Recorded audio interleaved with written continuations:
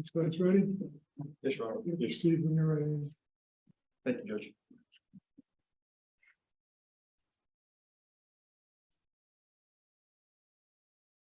Morning, may it please the court. My name is Ryan Jones and I represent State Farm Florida Insurance Company. You want to reserve some rebuttal time? Yes, Your Honor, I'd like to reserve 5 minutes for rebuttal, please.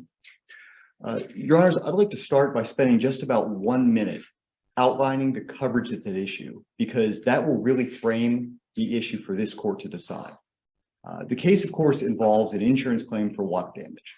The standard coverage under the policy deals with direct physical loss. Essentially, that's what you see: the warped floorboards, the wet drywall, the damaged baseboards, and things of that nature. The policy also has an additional coverage, and that's what's at issue: the additional coverage known as tear out. As the name implies, the tear out coverage is the cost that you incur. That's the phrase the policy uses at issue: cost you incur to tear out and replace any part of the building necessary to get to that part of the plumbing system from where the water escaped. And ultimately, the case went to appraisal when the appraiser came up with a number to attach to that. That's exactly right, Your Honor. Damages, right? That's exactly right, Your Honor. So doesn't that establish the damage amount for the? It does. There's no question a loss occurred. There's no question about the amount of coverage. No question that it's covered. There's no question that it's covered, and there's no question that the tear out coverage is available. The issue that we have to decide is the requirement in the policy that the tear out cost must be incurred. Now, the Florida Supreme Court, and just let's put the table there. You're conceding that incur, that the case law supports that incur means become liable. yes, that's exactly right, Judge, and I believe Your Honor is referring to the Supreme Court's Savallo decision. And I think that is actually very, very instructive for our issue, because Savallo, just like in our case, the standard coverage was not at issue. The issue there involved another additional coverage that dealt with ordinance and law, and it had very similar policy language. Right. If they incurred the expense per the ordinance, then yeah. Exactly. So that was a contingency that was a condition precedent, sounds like. In other words, so in broadly speaking, in other words, unless and until the city imposed whatever that ordinance imposed, I can't remember the details of the case, then they wouldn't incur this expense. But here it sounds like the only reason under the contract with the provider that they would not be liable for the expense is if State Farm refuses to pay the amount indicated in the appraisal award. Isn't that the condition you're talking about? Are you referring to the contract between Appalese and APT? Yes. Yes, correct, Your Honor. And that's So the only reason that this insured would not be liable is if State Farm refuses to pay the amount indicated in the appraisal award, correct? under the contract they've entered, yes. Yeah. So that's a condition subsequent. So right as of they're liable unless they get notified, to use the language in the contract, that State Farm is not going to pay the appraisal award. Well, Your Honor, I wouldn't characterize it as a condition precedent or subsequent. I'd more characterize it as a contingency. The contingency. No, okay, well, I do, because the contract says, yeah, we are contracting to tear this out and you're going to pay us. And it's voidable if you are notified by your insurance carrier that they're not going to pay. It gives the insured the ability to void the contract if the insurance Sounds like a condition subsequent to me, or not a condition precedent, not a contingent. well, it is a contingent, Your Honor, and it's Okay, so let's just assume that it's contingent on what? If it's contingent on State Farm not paying, well, the appraisal award that presumably they're obligated to pay. I think it's the other way around, Your Honor. It's contingent on State Farm paying the award. Show me where that is in language. It's contingent on them paying. No, it's you can void it if they send you a notification that they're not going to pay. Correct. Which means that the insured is not obligated until State Farm pays. But that's not what it says. I mean, it says you can exercise the option. You can, it doesn't say it's void if State Farm doesn't pay. And then I would agree with you, that's a true contingency. But what it says is that you can void it, but it has two requirements. One, work can't be performed. And two, it has to be to the satisfaction of APT that the insured has actually done all the reasonable measures to try to get State Farm to pay. So it's really not contingent upon them paying, because the insured really could go forward with the contract irregardless of State Farm paying, right? You'd agree. They could go forward with the contract if they so chose, but APT So how is couldn't, it contingent because on APT, State Farm paying? because APT couldn't enforce the contract unless State Farm paid. And why is State Farm not paying? State Farm's not paying because as it stands, Because like, it's contingent on State Farm not paying. Is this a tautology? it's actually not, Your Honor. It's the exact opposite of the way the policy works. No, I'm asking, why is State Farm not paying? State Farm's not paying because the appellees Because are the currently not, obligation is contingent on State Farm not paying. because So they're you're not not liable paying yet. because if you pay, they have a contract?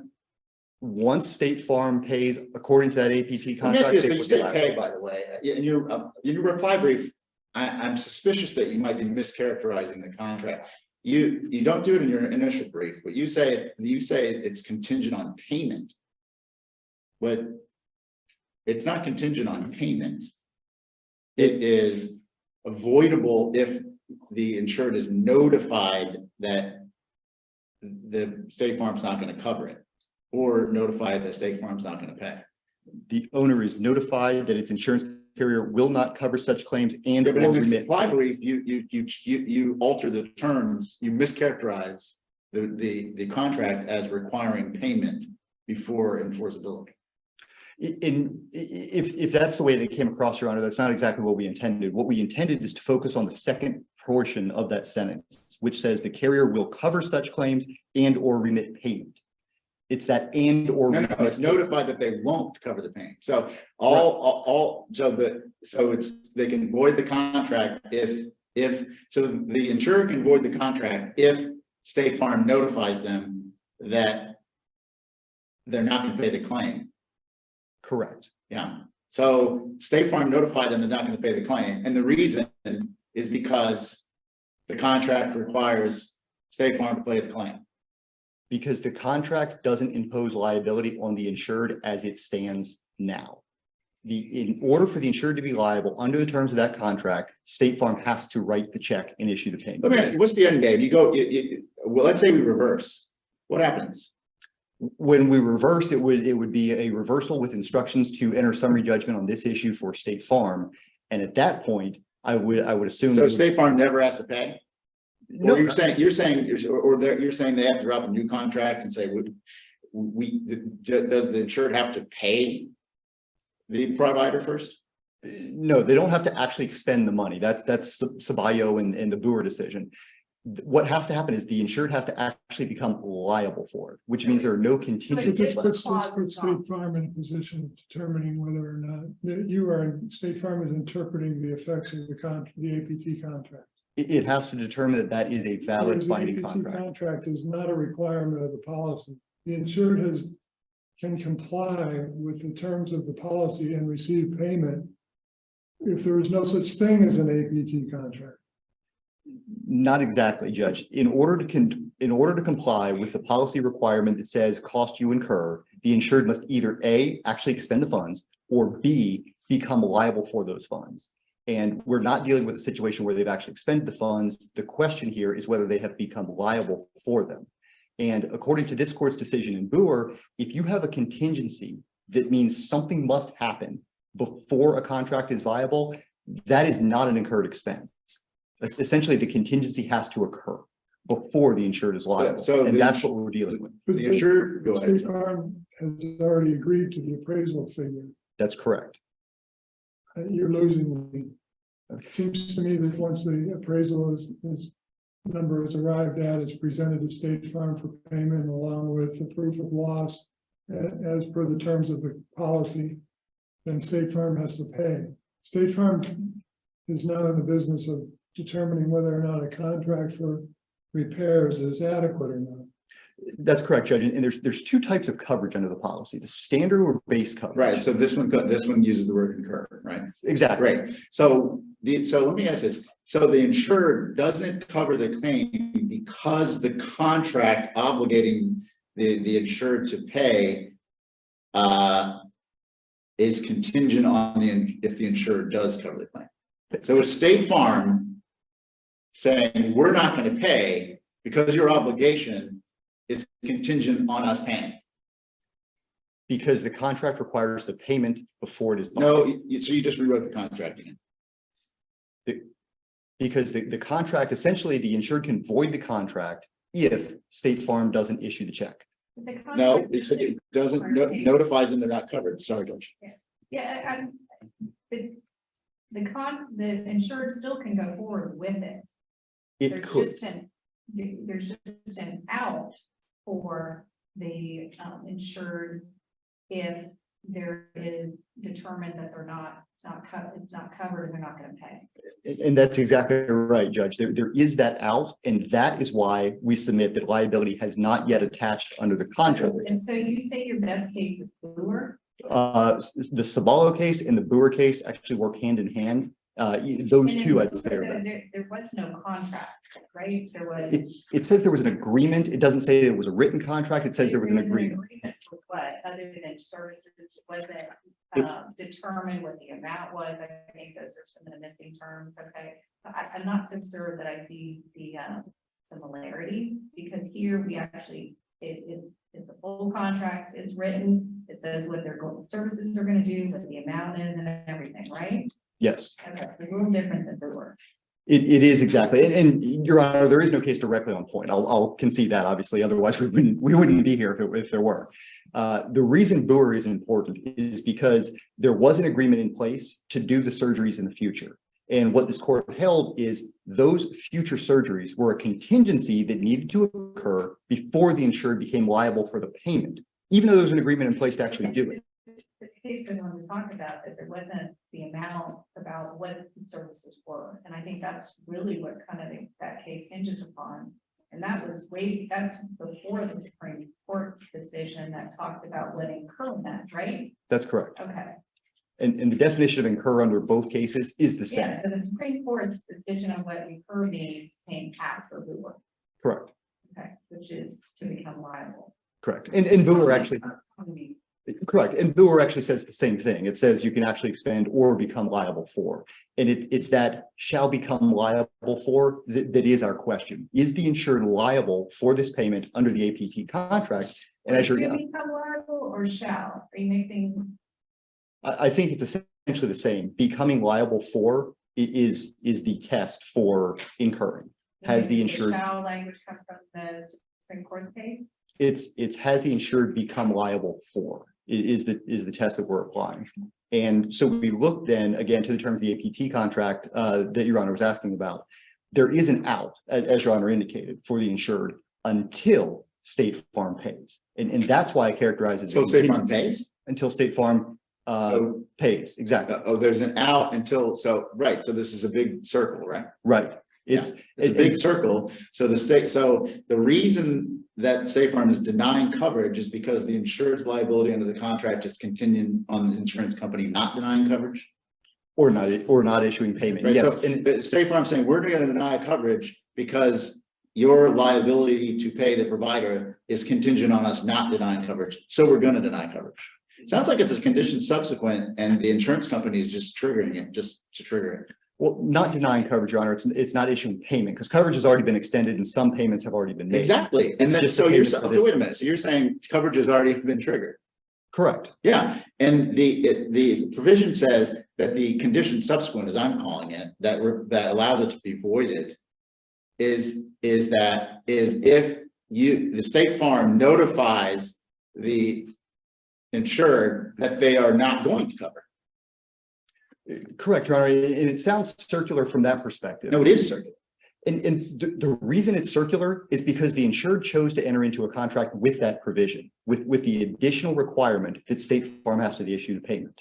They could have, for example, entered into a contract like any one of us has entered into for work at our homes to repair. Let me give a hypothetical. Let me go out here on a limb.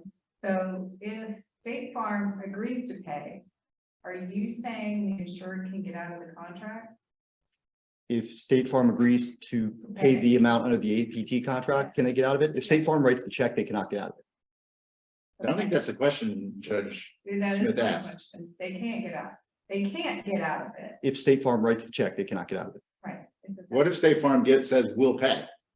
Well, State Farm did say we will pay once you enter into a binding contract. But that's the issue is that remit payment is the phrase used in the contract. So essentially the insured has that out. We just covered this. It says the condition subsequent is that if you are notified of, or two things, that you're not going to cover it, or you're not going to pay. So whatever you say is State Farm is saying, we're not going to pay because the only obligation you have to pay the provider is if we pay.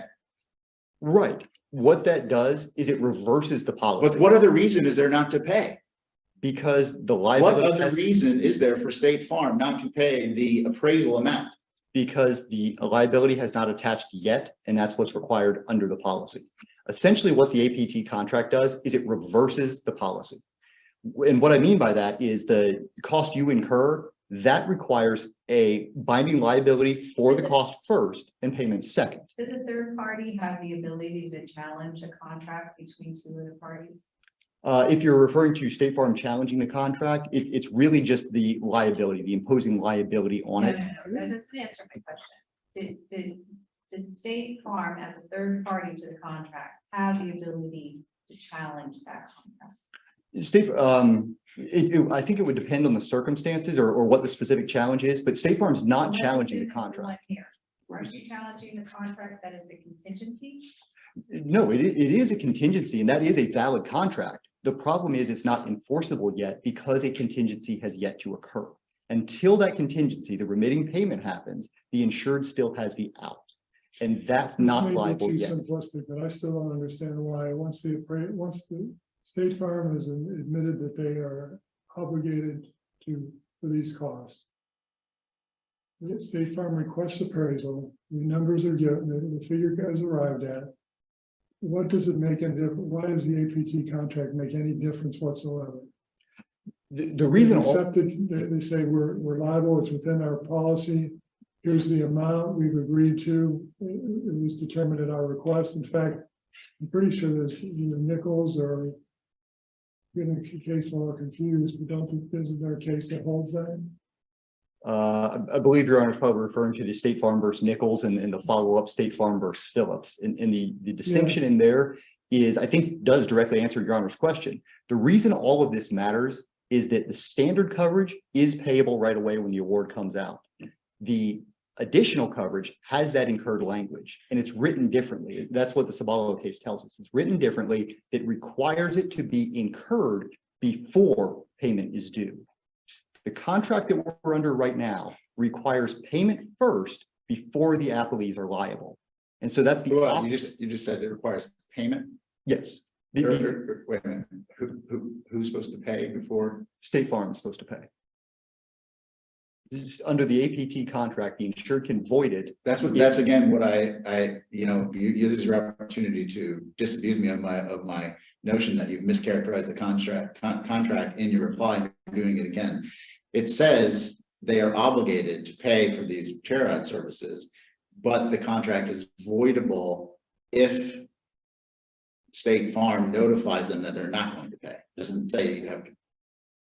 Right, so State Farm wrote a letter back to the insurers in the record that says, this is not a binding contract because there is an out. That is State Farm notifying them that it's not a valid contract to trigger the obligation for the. Let me put it a different way. If there was a contract that said, we will tear out your wall and fix the plumbing if you receive payment from your insurer, which is the way you're characterizing, and you did it in the reply and you did it again now, is the way you're characterizing this contract. I think it might be different. In other words, maybe you didn't incur the liability, you know, if liability depends on us cutting you a check. But that's not what the contract says. Your Honor, and I think I understand your Honor's concern. I think I understand the disconnect. The position that we're taking is that the hypothetical that Your Honor described is essentially the exact same as the contract we have, because that's the ultimate effect of the language, which allows the insured the option to void the contract if State Farm advises that it's not going to pay. So the insured can still get out of it, which means the liability hasn't attached yet. And we're way deep into your rebuttal, but we've caused the problem, so I'm letting you go a little bit. Well, thank you, Your Honor. So unless there are any other specific questions I can answer, I'll save the remainder of the time for rebuttal, if there's any. Okay.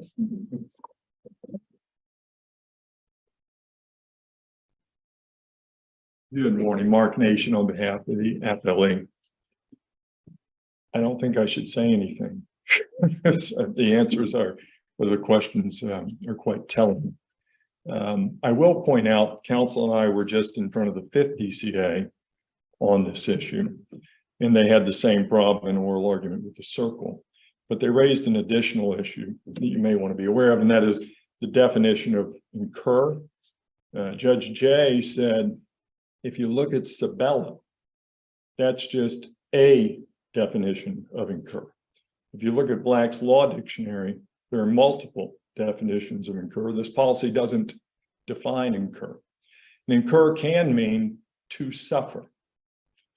To suffer. And have they suffered this loss for tear out? Of course they have. And so I didn't want that to get lost, that this is the only definition of incur. In Sabella is kind of a unique case. There was no breach in Sabella. They paid the policy limits. And then suit was filed for the law and ordinance after that with no breach, nobody saying we're going to apply those. This case is much different. We have a loss. Nobody disputed that. There was a payment. It was a payment. There was not enough money, included nothing for tear out, not enough for the water damage. We filed suit, went to appraisal. I want to frame tear out though appropriately. Tear out is access to the thing that caused the loss, the plumbing. Here they're saying, oh, we'll pay for the water damage, but we won't pay for the thing that caused it until you enter into a contract, which is nowhere in the policy. And the loss settlement provision is clear, loss payment.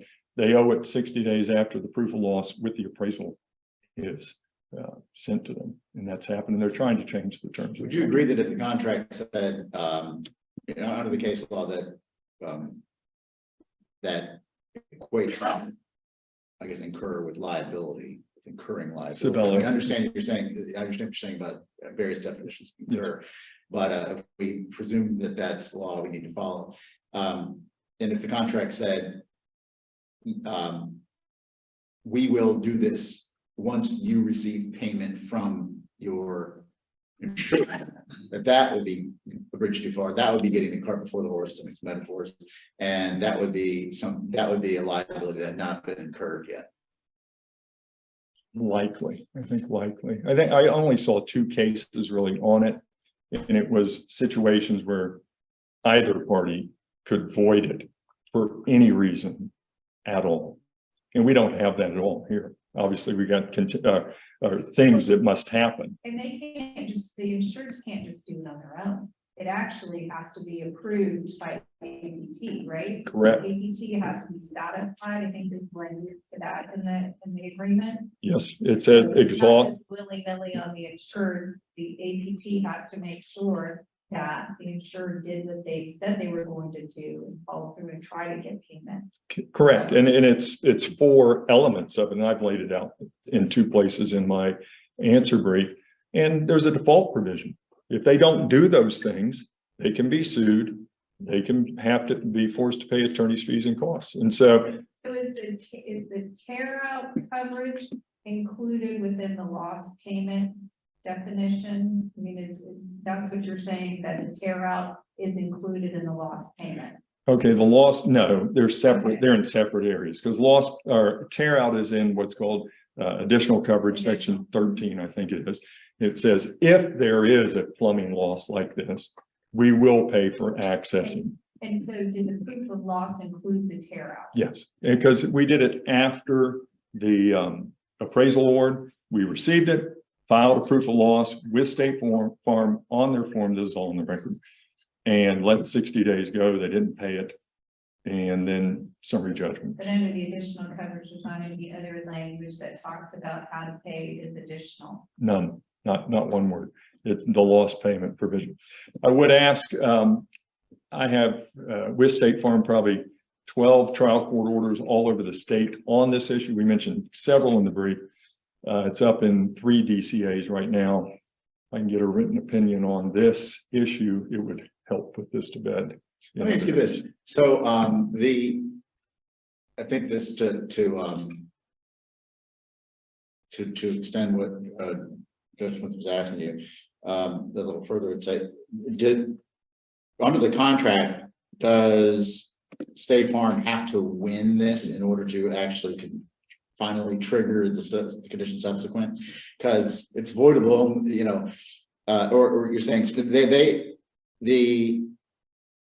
the insured has to exhaust all means of getting paid, getting the insurer to cover the loss. Yes, sir. Right, under the contract. So they have to win here in order to trigger this condition subsequent. And if they want to, and still, if they want to, yes. So it says, you know, What if they do? What if they do win? What if we were to say, you know what, you're right, it wasn't incurred. You guys decided just merely on the basis of the fact that you just decided to trigger this condition subsequent. It's triggered. It's voidable. The insured didn't incur it. So what happens? I don't know. We're back in a circle, I guess. So, but I think they think that, do you think, and I'll ask him when he get back up, I tried to ask him before, they get out of jail free? It's over. They don't have to cover the tear out ever. They asked for summary judgment. That was the relief that they sought. Maybe they'll clarify, the State Farm's counsel will clarify whether that's it. It's a checkmate. We never have to cover the tear out. Forfeiture, some sort of forfeiture of coverage. And I don't know what the answer is. That's why, you know, we're here and we're fighting it because they want summary judgment, and my client would never get paid. Thank you. Appreciate it.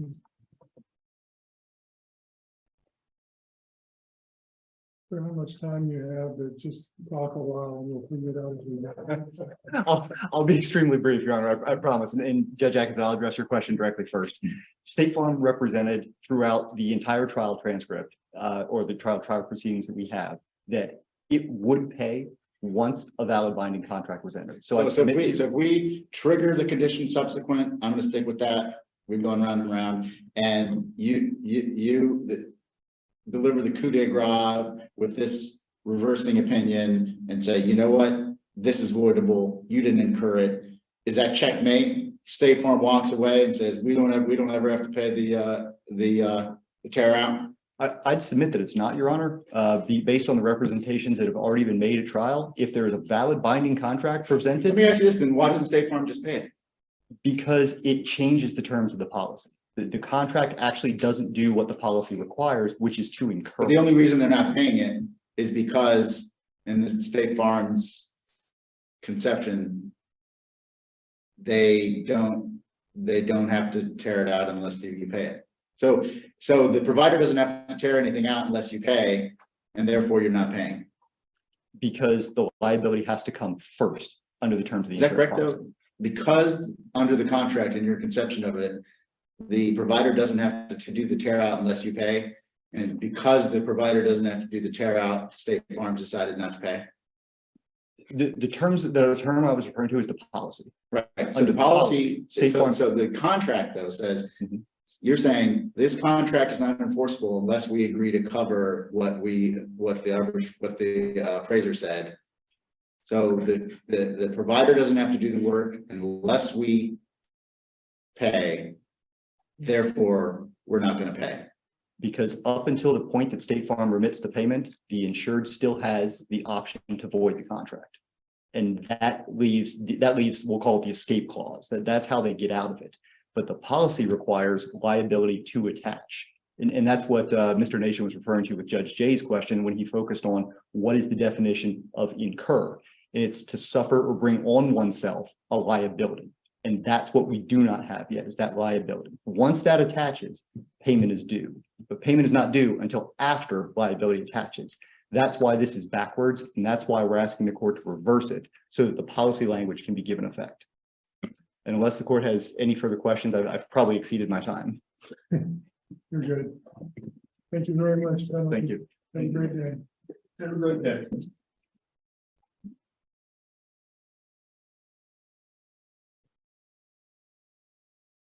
All rise.